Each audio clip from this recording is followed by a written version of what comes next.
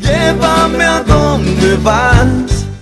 Así es, para hablar de esta captura, Genaro Mesa Galeano, de 61 años, fue detenido esta madrugada en la localidad de Tabayopoy, de Curuguatú.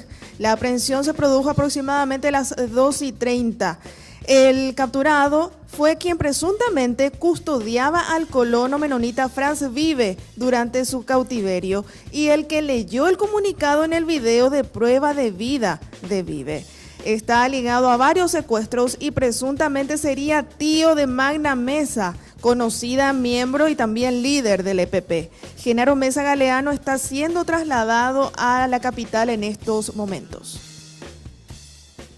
Él está sindicado como una persona que está ligada a varios secuestros y extorsiones aquí en la zona de Río Verde.